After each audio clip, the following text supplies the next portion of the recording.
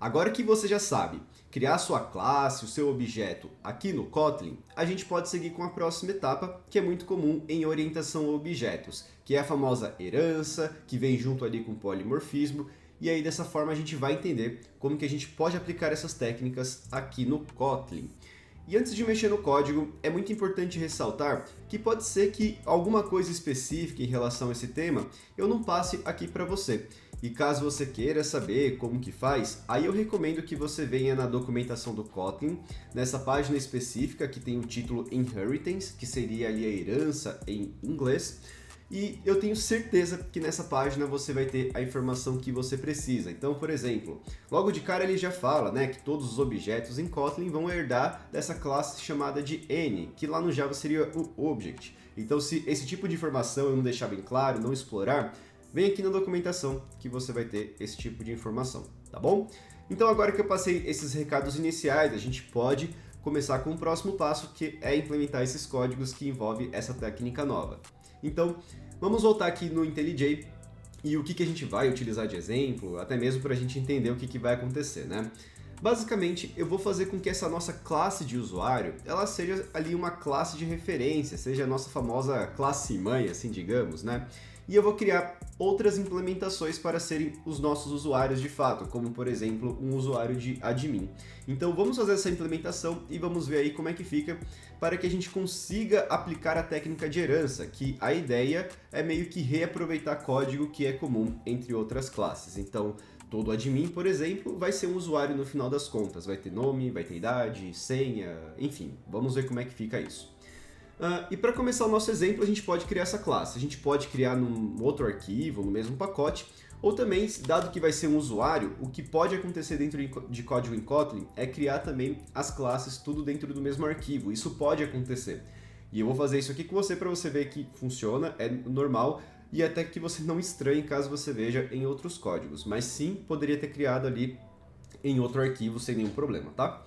Então, vamos começar. Eu vou escrever agora uma classe que vai ser chamada de admin, ou você poderia colocar o outro nome que você quiser, eu vou colocar admin mesmo.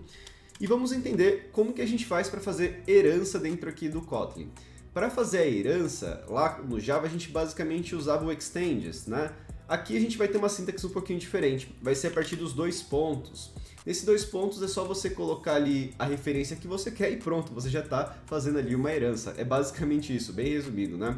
Por exemplo, eu quero colocar de user, eu coloco ali a classe de user, que é do nosso pacote de modelo, que é essa mesmo, e pronto, isso daqui já é uma herança. Só que vai ter um ponto que é muito importante. Toda herança que você tem no Kotlin, obrigatoriamente você precisa falar qual que é o construtor.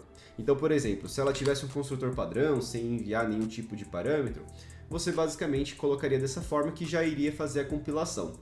Só que perceba que nessa classe em específica a gente precisa mandar ali os nossos argumentos, que são os parâmetros esperados nos construtores, então nome, idade e senha. E aí para isso a gente pode colocar também esses valores. Eu vou até dar uns enters para ficar mais ali centralizado na tela, eu imagino que seja mais fácil de ver, né? Então, para colocar os valores, você pode colocar diretamente, sem colocar nenhum tipo de label. Então, Alex, 29, e a senha vai ser uma string que é 1234. A gente pode fazer dessa forma. Ou então você pode também colocar as labels, assim como a gente faz no uso ali de funções, ou então dos construtores, tá bom? Ambas as possibilidades são válidas, aqui não vai ser diferente. O grande detalhe mesmo é que, no momento em que a gente considera herança, ou então considera fazer um tipo de polimorfismo, que seria ali uma sobrescrita, a gente não consegue fazer isso por padrão. E se a gente começa a ver o motivo do problema, até mesmo colocando cursor na referência ali de user, a gente vai ver que essa implementação, segundo aqui o Kotlin, né, é uma implementação final. E dado que é final, não pode fazer ali uma herança e também não pode fazer uma sobrescrita. O que isso significa na prática, né? É que qualquer tipo de implementação do Kotlin por padrão vai ter essa característica de ser imutável. É meio que uma filosofia da linguagem, fazer referências imutáveis. Então, se você quer criar alguma coisa nova, você vai lá, vai descartar o valor anterior e assim por diante. Isso é muito comum, tá bom? Mas vamos supor que você queira fazer essa herança, vamos supor que você queira ter esse comportamento de que as coisas são mutáveis, podem ser sobrescritas, herança e assim por diante. O que você faz?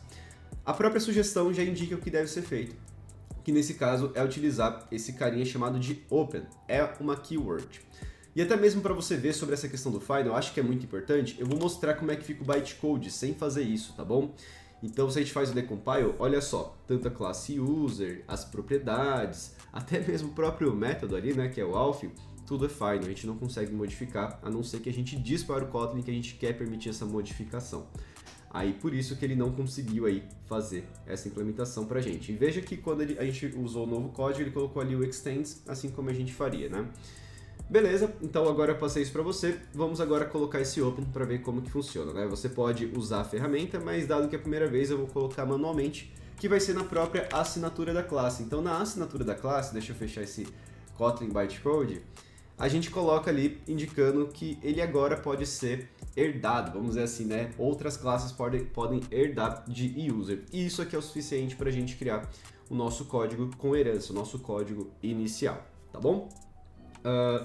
Aí é claro, né? Quando a gente faz esse código da maneira que ele está, o que está acontecendo? Cada vez que a gente criar uma instância de admin, a gente vai ter exatamente esses mesmos valores para sempre. Então sempre vai ser um Alex, sempre vai ter a idade 29, a senha 1, 2, 3, 4, a não ser que uma dessas propriedades ali de usuário sejam mutáveis, o que não é esse caso, né? Então a gente sempre vai ter exatamente o mesmo usuário com a mesma informação. O que a gente faz para poder modificar? Para isso a gente pode usar a mesma técnica que a gente faria se fosse lá no Java, criar um construtor que vai mandar esses valores. Então, por exemplo, aqui no admin a gente pode falar que a gente vai receber um name, a gente vai receber um age, que vai ser um int, e a gente vai receber também um password, que vai ser uma string, tá bom? Então vai ser basicamente isso que a gente precisa fazer. Aí é claro, para isso a gente precisa passar esses valores, agora que são os nossos parâmetros, então tanto o name no name, o age no age e o password no password. E isso daqui é o suficiente para a gente permitir que a criação dos nossos usuários tenham valores diferentes que a gente queira, tá bom? Basicamente isso.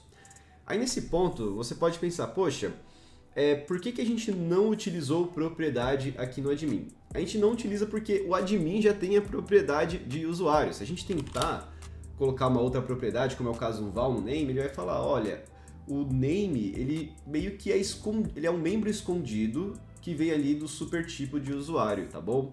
E ele precisa ser sobrescrito caso você queira fazer uma modificação que já é existente, que já tem lá no usuário. Então perceba que aqui dentro do nosso código, em Kotlin, quando começa a fazer a herança, você precisa entender também que vai ter essas variações, né? O que já existe na classe mãe, você não vai conseguir utilizar caso você não faça uma sobrescrita. Então as propriedades é uma delas, tá? Dado que tem esse comportamento, o que a gente pode fazer, né? Como o próprio código está indicando, a gente pode aplicar um override, assim como a gente faz no nosso toString. Se a gente quer fazer uma implementação diferente, a gente aplica um override. Então a gente pode colocar aqui, e isso teoricamente seria o suficiente, mas a gente precisa lembrar que qualquer membro que tem aqui do Kotlin é uma implementação final. Então eu quero fazer com que o name tenha uma implementação diferente, ele precisa necessariamente ser o open, tá bom? Então isso daqui é uma sobrescrita de propriedade dentro aqui do Kotlin. Essa é uma implementação específica para a classe admin. Aí é claro, né, se a gente tentar olhar o código dessa forma, é meio que uma sobrescrita inútil, vamos dizer assim, né, até porque fazem exatamente o mesmo comportamento. Pegam um valor e apenas faz o get.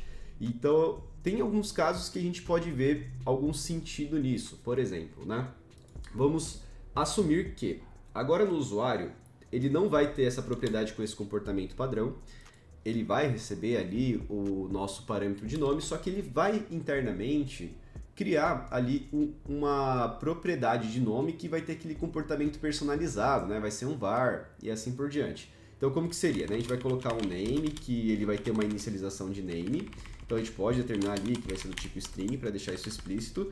Só que cada vez que a gente coloca uma inicialização ou um set, a gente vai ter aquele comportamento de uppercase. Quem é o usuário, quem usar essa propriedade vai ter apenas esse comportamento.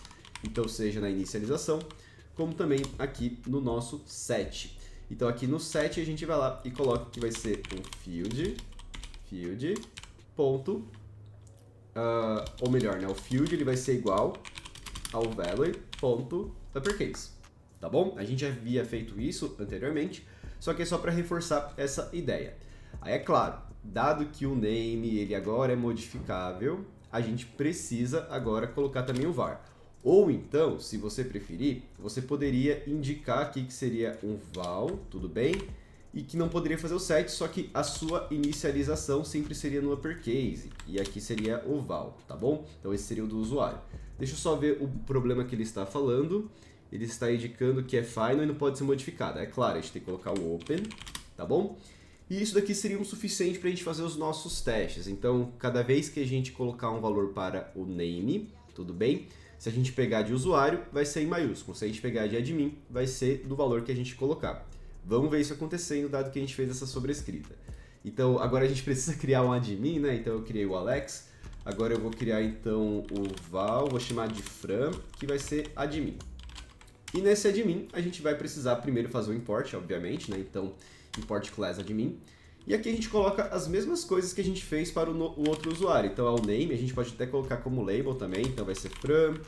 A idade eu vou colocar como 28. E a senha eu vou colocar uma senha um pouquinho difícil aqui, né? Que é o contrário da inicial. E temos, então, admin. Agora, vamos ver como é que fica se a gente fazer a impressão tanto do alf, né? Vamos ver se esse alf funciona também ainda, né? Como também ali do nome, ou melhor, do objeto inteiro. Eu acho que isso vai ser interessante. Vamos ver como é que fica. Vamos executar. Veja só, a gente executou e perceba que o alf ainda funcionou numa boa, então a gente está utilizando a implementação de usuário. E também o toString a gente utiliza a implementação de usuário, porque ele veio como user. Só que a parte interessante é que o name, ele agora é uma implementação própria que a gente vê da classe de admin. Não vai ter meio que aqueles filtros, né? Ou aquelas modificações que existem lá na classe de usuário. Mas quando a gente utiliza o usuário, a gente tem sim essa modificação. Então, o override, quando a gente faz, né, diretamente aqui no construtor primário, ele vai ter essa característica de que a gente quer o comportamento de set get normal e não queremos nenhum tipo de comportamento que possa modificar esse comportamento padrão. Aí é claro, se você quisesse, por exemplo, né, fazer o override diretamente aqui no código do admin, você faria muito similar ao que aconteceu na classe de usuário. Então você criaria ali um escopo, indicaria que você teria ali um val name, e nesse val name você faria um override, e assim por diante, sabe? Não tem tanto segredo, não tem tanto segredo mesmo, é só você fazer exatamente a mesma coisa. Aí é claro, você coloca ali as coisas que o Kotlin exige, que é uma inicialização, qualquer coisa que ele reclamar. Então, aqui também tem exatamente o mesmo efeito. Vou até executar, você vai ver que é exatamente a mesma coisa, não muda basicamente nada. Então, é assim que a gente faz a sobrescrita. Da mesma forma que a gente pode fazer em propriedade, a gente pode fazer também nos nossos métodos, né, ou funções. Então, aqui no alf, vamos supor que a gente queira fazer o open dele, queira fazer o override. A gente vem agora no admin e diz, né, que a gente vai ter um override, que vai ser do fun alf, ele já até consegue fazer um autocomplete aqui pra gente. E a parte interessante é que a gente percebe que a chamada lá da nossa classe mãe, ela ainda é feita com o super, assim como a gente faria no Java, então também não é tanto segredo. Aí se você quisesse fazer uma coisa diferente, você pode colocar. Um ponto legal também aqui no Kotlin é que quando ele perceber que a implementação é a mesma, ele vai marcar tanto o override como também esse fun com aquela coloração cinza, né, meio que apagada, até para falar, olha, é uma implementação redundante, você não precisa fazer isso. Se você der o Alt Enter, ele vai pedir para remover. Mas agora vamos indicar que, além de reutilizar o que já tem do user, a gente quer fazer alguma outra coisa, a gente vai perceber que ele já vai ver essa característica diferente. Então, vou colocar meio que um log. Autenticando pelo admin, só para a gente ter essa diferença. A gente vai ver que quando executar o nosso código, ele vai pegar a implementação aí do nosso admin, tá bom? Então, é basicamente isso que a gente precisa fazer aí para poder aplicar essas técnicas de herança, tá? Então, esse é o princípio inicial, só que tem mais um detalhe que é muito importante, que é sobre as referências abstratas, vamos dizer assim, né? Então, a gente viu esse caso do Open, mas poderia sim ter as referências abstratas. Por exemplo, a gente poderia indicar que o usuário seria um abstract. A partir desse momento, nessa parte do código, onde a gente tem o admin, onde a gente tem o nosso usuário, não tem nenhum problema de compilação, tá bom? Não teve nada. E por que isso aconteceu? Porque abstract, por padrão, ele vai ter a característica de open, ele não vai ser final, porque ele vai precisar de uma implementação. Então, veja que para estender, a gente precisa ou usar keyword de open ou então abstract. A diferença é que no abstract a gente sempre vai ser obrigado a usar uma implementação daquela referência. Então não podemos mais instanciar de usuário diretamente, a não ser que utilize ali aqueles objetos anônimos, né? E assim por diante. Vamos ver como é que fica, né?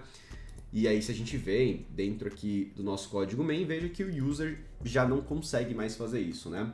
Como que seria esse tal desse objeto? Se eu não me engano, esse objeto a gente coloca apenas como object e coloca os dois pontos, é isso mesmo. Nesse ponto a gente já está criando um objeto direto, é meio que uma classe anônima no Java, tá? Então a gente está fazendo essa instância aqui pra gente e aí a gente está falando que a gente está colocando no Alex e aí já funciona, porque isso daqui não é uma instância de user, é uma outra instância que usa a classe user como referência, como a extensão. Isso é muito importante de você ter em mente, tá? Então você vai perceber que até mesmo o tipo, eu vou pedir para ele colocar aqui o tipo explícito, ele pode ser como user, ele pode ser, só que se a gente vê aqui no nosso Ctrl+Q, que ele mostra meio que uma documentação, ele até fala que isso daqui é um objeto anônimo que estende de user, tá bom? Então isso é muito importante de você saber também, tá? Um ponto que é legal, né, de deixar claro também, né, que a gente poderia colocar esse N, como a gente já viu anteriormente, porque ele é a classe referência. Acho que é legal de falar, dado que a gente está na parte de herança. E agora, como a gente pode ver também, né, vamos ver aqui, ele está falando desse corpo. Ah, tá. É porque no caso desse object, ele vai precisar, eu acho, colocar o corpo. Tem uma implementação específica. Eu não lembro exatamente como que funciona, mas eu acho que é por isso que ele não está compilando da maneira que deveria. Então deixa eu ver aqui se ele ajuda a colocar. Deixa eu ver aqui. Não é necessariamente isso. É que ele está esperando o corpo da classe. Então talvez seja isso? Isso, beleza, tudo bem. Tem algumas coisas que às vezes eu não lembro porque não é algo que eu uso tanto, tá? Então nesse caso do object, a gente precisou colocar o corpo da classe para poder fazer qualquer tipo de outra adição que a gente queira, né? Por exemplo, você pode colocar método que é específico desse object. É uma coisa bem curiosa. Por exemplo, sei lá, vamos dizer que vai ter um fun, e nesse fun vai ser um teste, né? Porque eu estou sem uma criatividade agora. Então vamos dizer que tem esse teste aqui. Se você quiser fazer uma implementação dele, que ele retorna uma string, você pode fazer. Então retorna um teste, por exemplo, né? Aí você tem que falar que ele vai retornar string e assim por diante. E aí se você utiliza o Alex, que é esse objeto anônimo, você pode colocar aí esse teste porque é específico dele, tá bom? Então se você executa, você vai perceber que ele vai trazer esse teste. É de fato ali uma nova criação, um novo objeto que você está criando naquele momento, tá? Então você pode até colocar propriedades e assim por diante. Aqui é bem interessante esse ponto do código, tá vendo? Você pode fazer diversas coisas. Aí é claro, né? Se você colocar agora como o tipo específico de user, aí você já não tem as coisas específicas desse carinha anônimo, né? Até mesmo na própria documentação, se eu não me engano, é indicado que esse object é uma maneira enxuta de você criar um singleton, uma única instância de um objeto, tá? Então, quando você quiser fazer isso, você pode usar esse object. Tem outras características que você pode aplicar dele. Você pode até mesmo fazer um object que não precisa herdar de nada, ele sozinho, ele já cria as propriedades, os métodos dele, e você utiliza ali como se fosse um objeto meio que pronto naquela hora, vamos dizer dessa maneira, né? Legal, então trouxe esse ponto aí do object, agora também do admin. E eu acho que a única coisa assim que falta é só ver como é que seria, né? Se caso os membros também fossem abstratos. Então, por exemplo, né? Nesse open, se ele fosse abstract, como que funcionaria? A gente colocaria aqui abstract, e a gente perceberia que no abstract a gente não pode colocar implementação. Então, o name não pode ter implementação e também o auth não pode ter a implementação. Eles só podem meio que ter uma assinatura, tá? Então é basicamente isso que muda. Aí nesse ponto do código, todo mundo que utiliza esses caras vai precisar fazer ali uma implementação, tudo bem? Então isso é um ponto importante. Então vamos supor que agora, no nosso código de autenticação, o admin ele é obrigado a falar o que ele espera, ele não pode reutilizar. Então aqui sim, a gente faria o password é igual a password, tá bom? E no nosso código da main, o object intuitivamente ele vai precisar também fazer sobrescrita. Então a gente dá o Alt Enter, aí ele até fala, olha, o que você precisa implementar? Você precisa implementar um name e também um auth. Aí ele fala que o name é uma property, o auth vai ser um método. E aí você vai lá e implementa. E agora apareceu uma coisa muito legal aqui do Kotlin que eu não tinha mostrado, eu acho que é legal quando aparece, que é essa funçãozinha chamada de to-do. É uma função especial na qual, no momento que a gente executa ela, a gente tem meio que uma exception. Vamos ver como é que fica. Ó. Vou executar aqui. Olha só, ele executa, tem um problema e ele fala, olha, teve ali uma operação que não foi implementada e manda essa mensagem que é o not yet implemented. Por padrão, você essa mensagem, mas você pode modificar também. E não é nem uma exception, um erro, né? Ele vem de exception, que vem da thread, mas ele vem ali do erro, né? Que é esse not implemented error. Eu gosto muito desse cara porque ele força a gente a ver que código que a gente não implementou, que tem to do, a gente precisa agir. Porque se só colocar ali a famosa anotação to do, né, que seria essa barra barra, muitas vezes a gente nem vê isso, né? Muitas vezes a gente nem vê. E um ponto legal é que ele compila, tá bom? Então mesmo que você é obrigado a mandar uma implementação, nesse tipo de código você compila essa implementação sem nenhum problema, tá? Aí é claro, se você quiser fazer uma implementação específica, né, você pode colocar a sua implementação específica. Então, uppercase aqui para esse carinha novamente. E aqui no Alf você pode fazer a mesma coisa de antes. Então, this password é igual a password. Beleza? A mesma coisa de antes, só muda que agora a gente está fazendo a implementação direta a partir desse object. Vamos ver como é que fica. Vamos lá. Olha só que interessante. Beleza. Tudo funcionando tranquilamente. Um ponto importante que é válido observar é que essa parte do toString ele só usou para o Fran, né? Ele não usou o toString nesse object. Então isso é um outro ponto que é bem importante de ser notado, né? Ó, mesmo que ele tenha aqui esse toString, ele não utilizou esse carinha aqui nesse outro cara. Então esse é um outro ponto legal aí de se notar. Bacana, então era isso que eu queria passar para você em relação a essa parte de herança. Novamente, se teve algo que não ficou claro, que você gostaria de saber, eu recomendo fortemente que você venha nessa página da documentação, tente entender aquilo que você queria saber mais específico. Eu acho que alguns pontos que aqui traz interessante é que se você utiliza o construtor secundário, aí o construtor que você vai chamar vai ser a partir do super, tá bom? Então isso aqui acontece bastante. Das sobrescritas de métodos, de propriedade, assim por diante. Vai ter essas classes derivadas também, que ele trouxe aqui pra gente, é uma outra maneira também da gente entender. Esse init também, que pode ser interessante. Enfim, eu recomendo fortemente que você venha aqui na documentação, veja se tem alguma coisa a mais que você queira saber e aproveite também para deixar aí nos comentários se você também gostou desse conteúdo. Deixa o like, compartilha com a galera e principalmente tire suas dúvidas. Então era isso que eu ia passar para você. Valeu, falou!